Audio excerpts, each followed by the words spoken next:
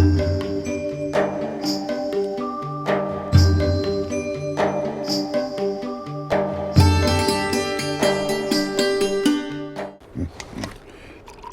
चाय? हमारे पास बादाम है, किशमिश है, काजू है, अखरोट है। तुम्हारे पास क्या है? मेरे पास सेलो है, गर्मा गर्म चाय।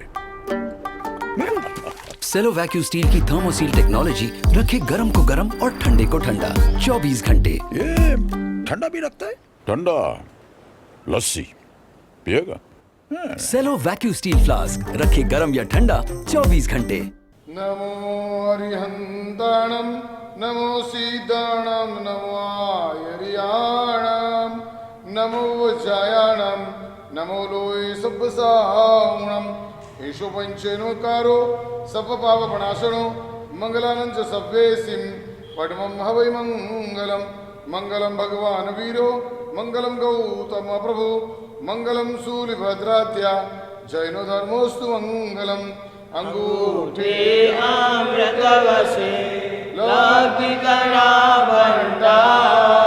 श्री गुरु गौतम समरी वांछित फलदाता ज्ञानदान क्रियाशील तपस्यागे सुग्र रखा भक्ति सूर्य आचार्य प्रेम सूर्य आचार्य जयंतु जैन शासने अज्ञानदम निरांदानम ज्ञानांजन शलाकया नेत्रमुन्मीलितं येन तस्मै श्री गुरुवे नमः तस्मै श्री गुरुवे नमः तस्मै श्री गुरुवे नमः। और आता है नीचे प्रभु जी के पास, आकर देखता है तो प्रभु जी कायोत्सर्ग ध्यान में है, कायोत्सर्ग मुद्रा में है, ध्यानस्थ है, न संसार की कोई पड़ी है न संसार की ओर देख रहे, ध्यानस्थ है प्रभु जी। और एक रात्रि में 20 उपसर्ग करता है, ऐसे ऐसे उपसर्ग जो 20 में से एक भी उपसर्ग हमें होता है ना, हमारा मृत्यु निश्चित हो जाता है। 20 में से एक भी उपसर्ग यदि हमें हो जाए, हमारा मृत्यु निश्चित हो जाए। लेकिन यह परमात्मा थे, 3 लोक के नाथ थे, त्रिभुवन अधिपति थे, एक के बाद एक, एक के बाद एक, एक के बाद एक उपसर्ग करते जाता है, करते जाता है, करते जाता है, करते जाता है, करते जाता है। एक रात्रि में 20 उपसर्ग, 6 महीने तक, 4 महीने तक परमात्मा के आहार को दूषित करता है। जहां पर भी पता चलता है कि प्रभु गोचरी बहरने निकले, प्रभु आज गोचरी बहरेंगे, वहां जाके आहार को दूषित कर देता है, आहार में कुछ न कुछ डाल देता है, आहार को नियम विरुद्ध बना देता है, आहार को दूषित बना देता है। 4 महीने तक प्रभु को उपवास करवाए, एक रात्रि में 20 उपसर्ग किए, परेशान करना उसने कुछ बाकी नहीं छोड़ा। और अंत में वो थक गया, हार गया कि अब कुछ नहीं हो रहा है। तब बहुत बड़ा एक काल चक्र का विकुर्वण किया, काल चक्र बनाया, और काल चक्र को प्रभु के ऊपर वह संगम देव छोड़ता है। और काल चक्र का यह प्रभाव था, प्रभु अपने घुटनों तक, अपने घोड़े तक जमीन में अंदर धंस गए, जमीन में अंदर चले गए। लेकिन संगम अवधि ज्ञान का उपयोग रखकर देखता है कि प्रभु की मन की समाधि जरा भी डिस्टर्ब हुई कि नहीं हुई, शरीर तो नहीं हिला, लेकिन वहां संगम अपने ज्ञान का उपयोग रखकर देखता है कि प्रभु की मन की समाधि जरा भी डिस्टर्ब हुई कि नहीं हुई। और तब उसे पता चला, इतना कुछ करने के बाद, 6 महीने तक उपसर्ग देने के बाद, 6 महीने तक परेशानी करने के बाद, 6 महीने तक कष्ट और दुख देने के बाद प्रभु के मन की समाधि 1% भी डिस्टर्ब नहीं हुई। और इसीलिए मैंने आपको बताया, अध्यात्म क्षेत्र में 2 चीजों को हमेशा चेक करते चलो, एक मन की समाधि, सामने वाले के प्रति सद्भाव। मन की समाधि प्रभु की ऐसी रही, और यह समाधि को देखकर संगम पागल हो गया। 6 महीने तक उपसर्ग देने के बावजूद भी प्रभु के मन की समाधि 1% आगे पीछे नहीं होती है, 1% इधर उधर नहीं होती है, और वह वापस जा रहा है। और जब संगम वापस जा रहा है तो प्रभु जी की आंख में से 2 आंसू टपकते हैं, 2 आंसू टपकते हैं। प्रभु मन में सोचते हैं, हर एक आदमी मेरे पास आता है, खुद के आत्मा का कल्याण कर जाता है, दुनिया में जो जो भी मेरे पास आया था, जो जो भी मेरे पास आएगा, खुद के आत्मा का कल्याण करके जाएगा। लेकिन यह संगम ऐसा निकला जो मेरे पास आया, फिर भी मैं उसका उद्धार नहीं कर पाया। मेरे पास आकर भी वह अपने पापों को करता रहा। संगम की गति क्या होगी? इसी दुख के साथ परमात्मा की आंख में आंसू आ जाते हैं। क्या प्रभु जी की परम करुणा रही होगी? और इसीलिए कोई गीतकार ने लिखा है, वो करुणा ना करनारा तारी करुणा नो कोई पार। क्या गजब की करुणा रही होगी! जो आदमी 6-6 महीने तक कष्ट और परेशानी देकर प्रभु को जाता है, वो जब जाता है तो प्रभु की आंख में से आंसू आते हैं। बेचारे की गति क्या होगी? एक एक आदमी मेरे पास आता है, उसका जीवन पावन हो जाता है, वो बहुत सागर से पार उतर जाता है। लेकिन यह आया तो आया, 6 महीने मेरे पास रहा, लेकिन यहां से जाते जाते वो पाप का बंध करते गया। इसी की दुख के साथ प्रभु की आंख में आंसू आ जाते हैं। यहाँ कवि को कहने का मन होता है, हम हमारे पाप के लिए नहीं रोते हैं, प्रभु संगम के पाप के लिए रो दिए। अबे हमारे पाप को देखकर रोना नहीं आया आज तक कि क्या गति होगी मेरी, कितने पाप हम जीवन में लेकर बैठे हुए, ऐसा सोचकर आज तक रोना नहीं आया। लेकिन प्रभु को दूसरे के पाप को देखकर, संगम के पाप को देखकर प्रभु को रोना आ गया। और अध्यात्म जगत की बहुत बड़ी उपलब्धि है आंसू। आंसू की ताकत गजब की है। और वह प्रभु को आंसू आ गए। संगम के बारे में सोचते सोचते सोचते सोचते सोचते आंसू आ गए। संगम चला गया। 6 महीने की प्रभु जी की कठोर परीक्षा लेकर गया, लेकिन अंत में मिला क्या? कुछ नहीं। इसीलिए हमारा अध्यात्म जगत कहता है, बस सहन करते चलो। यदि आपको महावीर बनना है, खुद से लड़ना पड़ेगा। यदि आपको महावीर बनना है, सहन करना पड़ेगा। यदि आपको महावीर बनना है, प्रसन्नता के साथ सहन करना पड़ेगा। आपकी शक्ति है, फिर भी सहन करना पड़ेगा। आप चाहे उसको मार सकते हैं, आप चाहे उसको पनिशमेंट कर सकते हैं, आप चाहे उसको दंड दे सकते हैं, आप चाहे खुद को बचा सकते हैं। लेकिन परमात्मा महावीर ने कुछ नहीं किया। बस एक ही सिद्धांत जीवन का बनाया था, सबका सब कुछ शक्ति होने के बावजूद प्रसन्नता के साथ सहन करता चलूंगा और कुछ नहीं, क्योंकि मुझे महावीर बनना है। सामने वाले को क्या करना है मुझे नहीं पता है, लेकिन मेरा एक गोल है जीवन का, मुझे महावीर बनना है। मुझे दुखों को कभी गिनना नहीं है, किसी को कष्ट दुख देना नहीं है, और सामने वाले के लिए अशुभ विचार भी मेरे मन में खड़े नहीं कर रहे। आपको पता है, परमात्मा को गौतम मिले ना, तो परमात्मा को गौशाला भी मिला। ऐसा गौशाला मिला जिसने प्रभु को इतने छोटे छोटे छोटे छोटे छोटे छोटे छोटे इतने उपसर्ग किए, हम गिन नहीं सकते। गौशाला बहुत पहले परमात्मा को मिल गया था, गौतम बहुत बाद में परमात्मा को मिले।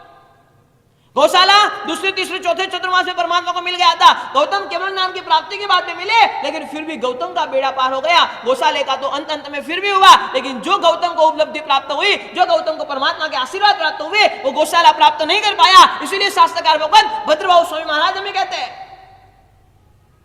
कि उत्तम पुरुष के संपर्क में आने से हमारा बेड़ा पार नहीं होता।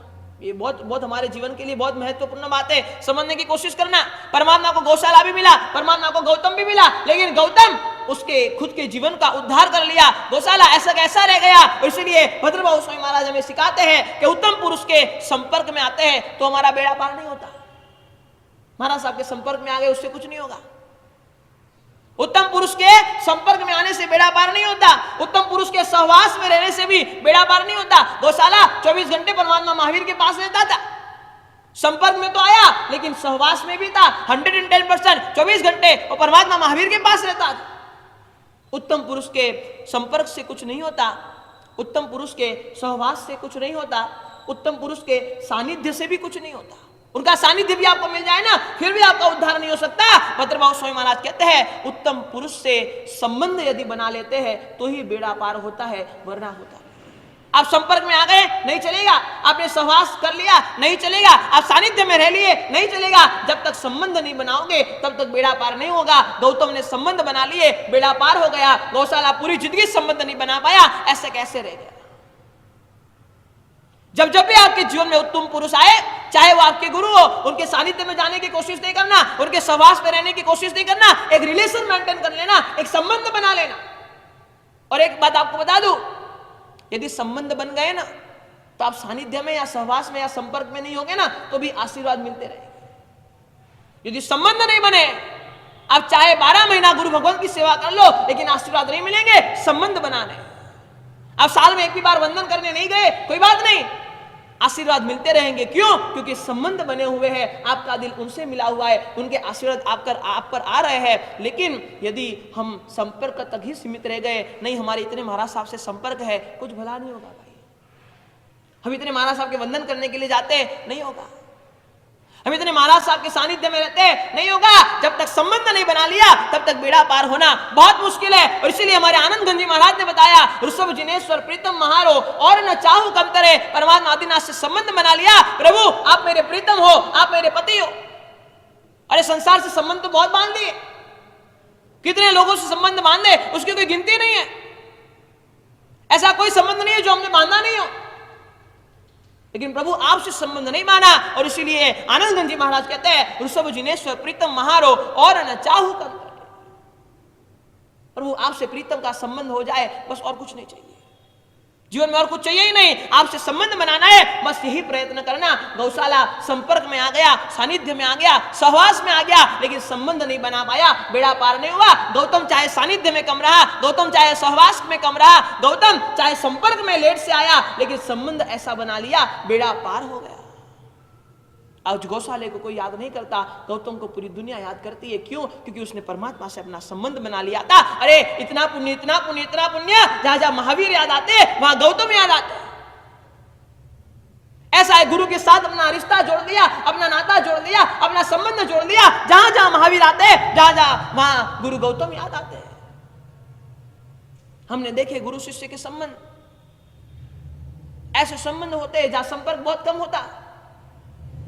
एक परिवार में जन्मे नहीं, बचपन से साथ में रहे नहीं, लेकिन जब जब भी कनेक्ट हो गए, ऐसे कनेक्ट हुए, ऐसे संबंध में आ गए, ऐसे संबंध में आ गए, समझ लो एक मेघ हो गए, एकाकार हो गए। गुरुदेव प्रेम सुरेश्वर जी महाराज साहब और गुरुदेव आचार्य भगवान कुलचंद्र सुरेश्वर जी महाराज साहब के संबंध हमने देखे। रात को 2:30 बजे गुरुदेव की आंख खुलती थी। गुरुदेव सोचते थे कि कोई साधु को जगाओ जगाओ जगाओ जगाओ, इतना सोचे वहां तो ये गुरुदेव खड़े हो गए हो। ये होता है संबंध। सामने वाले को, मन को भांप ले, सामने वाले की पीड़ा को समझ ले, सामने वाले की तकलीफ को समझ ले। गुरुदेव को चिल्लाना नहीं पड़ता था, मन से याद करते थे और गुरुदेव उठ जाते थे। ये संपर्क में नहीं होता है, सानिध्य में नहीं होता है। सहवास में तो बहुत साधु थे, लेकिन संबंध इन्होंने ऐसा बनाया, ऐसा बनाया, ऐसा बनाया कि आज भी जब जब लोग प्रेम सुरेश्वर जी महाराज साहब को याद करते हैं तो केसी महाराज को याद करते हैं। ये संबंध होता है। और मैं आपसे एक ही चीज कहना चाहता हूं, हमेशा गुरु से संबंध बनाने की कोशिश करना। सानिध्य में, सहवास में पूरी जिंदगी निकाल लोगे ना, कुछ नहीं होगा। संबंध बन गया ना, एक दिन भी बेड़ा पार कर देगा। जो जो गुरु के साथ हम जुड़े हुए, संबंध बनाए रखना बस। आप चाहे साल में वंदन करने नहीं जाते, कोई बात नहीं, संबंध हो गए ना, ऑटोमेटिक आपको आशीर्वाद मिलते रहेंगे। संबंध यदि पक्के बनाए होंगे ना, पक्के रिश्ते कभी टूटते नहीं है। और संबंध यदि पक्के बनाए होंगे, गुरु के आशीर्वाद आपको प्राप्त होते रहेंगे। और इसीलिए मैं कहता हूं, जहां जहां परमात्मा महावीर की याद आती है, गुरु गौतम की याद आ जाती है, क्योंकि संबंध थे। जहां जहां गुरुदेव प्रेम सुरेश्वर जी महाराज साहब याद आते हैं, गुरुदेव केसी महाराज साहब याद आ जाते हैं। क्यों? क्योंकि संबंध थे। गुरु के साथ संबंध बनाने की कोशिश करो, यही संबंध आपको तारेंगे। और गौशाला और गौतम में यही गड़बड़ हो गई। गौतम ने संबंध बना लिए, गौशाला संपर्क में रह गया, गौशाला सहवास में रह गया, गौशाला सानिध्य में रह गया। और इसीलिए गौतम तीर गए, गौशाला रह गया। परमात्मा महावीर विहार करते करते जा रहे, एक गांव में पहुंचे हैं और एक गांव में जाते हैं कि मुझे यहां जंगल में जाना है। लोग कहते हैं नहीं प्रभु, आपको वहां नहीं पधारना। क्यों नहीं जाना? मुझे विहार करते करते आगे बढ़ना है। नहीं परमात्मा, आपको वहां नहीं जाना है, वहां दृष्टिवीर सर्प रहता है। ऐसा सर्प जो जिसको देखता है उसको मार डालता है, वो भस्मीभूत हो जाता है, वो खत्म हो जाता है। ऐसा सर्प वहां पर रहता है, आपको वहां नहीं पधारना है। परमात्मा ने कहा कि नहीं, मुझे तो जाना ही है। गांव वाले रोकते रहे, रोकते रहे, रोकते रहे, लेकिन ये तो परमात्मा थे, तीनों लोग के नाथ थे, हर एक जीव के प्रति करुणा मन में लेकर बैठे हुए थे और चल दिए जंगल में। धीरे धीरे धीरे धीरे धीरे धीरे धीरे आगे बढ़ रहे। और वह दृष्टिवीर सर्प चंड कौशिक, वो सर्प का नाम चंड कौशिक नहीं था, लेकिन पिछले भूमि में जो तापस था उसका नाम चंड कौशिक था। और जो क्रोध के संस्कार पड़ गए थे उसकी वजह से यह दृष्टिवीर सर्प बन गया। एक चीज समझना, क्रोध इतना नुकसानदायी नहीं है जितने क्रोध के संस्कार नुकसानदायी है। क्रोध तो अभी भी कंट्रोल में आ जाता है, क्रोध को कभी भी कंट्रोल कर सकते हैं, लेकिन यदि आपके क्रोध के संस्कार है, शास्त्रकार भगवान कहते हैं क्रोध और क्रोध के संस्कार में डिफरेंट क्या है। क्रोधी व्यक्ति जो होता है और क्रोध के संस्कार वाला व्यक्ति होता है, उसमें दोनों में डिफरेंट क्या है। कहते हैं कि क्रोध का संस्कार वाला जो भी व्यक्ति है ना, वो द्रव्य क्षेत्र काल भाव कुछ नहीं देखता, मात्र क्रोध करते रहता है। आपको सामान्य क्रोध आता होगा ना, आपको मंदिर में नहीं आएगा कि नहीं, आप समझते हो ये क्षेत्र अच्छा है, ये मंदिर है, ये उपास्य है, ये स्थानक है, यहाँ क्रोध नहीं कर सकते। परिसना के दिन चल रहे हैं, क्रोध नहीं कर सकते। ऐसा अच्छा समय चल रहा है, क्रोध नहीं कर सकते। लेकिन क्रोध के संस्कार वाला कुछ सोचेगा नहीं, आप उसको रोकोगे ना तो भी बोल देगा नहीं तू चुप हो जा, मुझे तो बोलने ही दे। क्रोध और क्रोध के संस्कार में इतना तफावत होता है।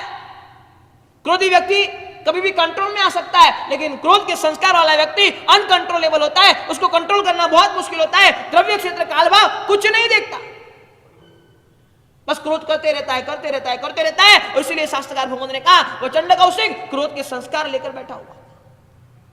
क्रोध नहीं था, क्रोध का संस्कार था। और ऐसा संस्कार जिसको देखूं उसको जला दूं, जिसको देखूं उसको मार डालूं, जिसको देखूं उसको खत्म कर दूं। कई दिनों से कोई पशु पंखी कोई जानवर कुछ था नहीं, और इतने में परमात्मा महावीर चलते चलते चलते चलते चलते चलते चलते चलते भीतर की ओर जा रहे जंगल में, और उसको पता चल गया कोई इंसान आ रहा है।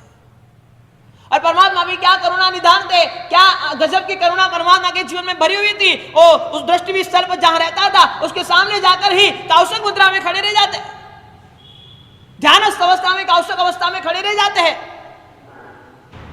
वो सोचता है कि चलो आज कोई शिकार आया है, चलो आज कुछ खाने को मिलेगा, चलो आज कुछ मुझे भोजन मिलेगा। सर अपने बिल में से बाहर निकलता है, बाहर निकल के प्रभु के पास आता है, और प्रभु के पास आकर के प्रभु के पैर पे डसता है। ठंडी चाय? हमारे पास बादाम है, किशमिश है, काजू है, अखरोट है। तुम्हारे पास क्या है? मेरे पास सेलो है, गर्मा गर्म चाय। सेलो वैक्यूम स्टील की थर्मोसील टेक्नोलॉजी रखे गर्म को गर्म और ठंडे को ठंडा 24 घंटे। ये ठंडा भी रखता है? ठंडा लस्सी पिएगा? सेलो वैक्यूम स्टील फ्लास्क रखे गर्म या ठंडा 24 घंटे।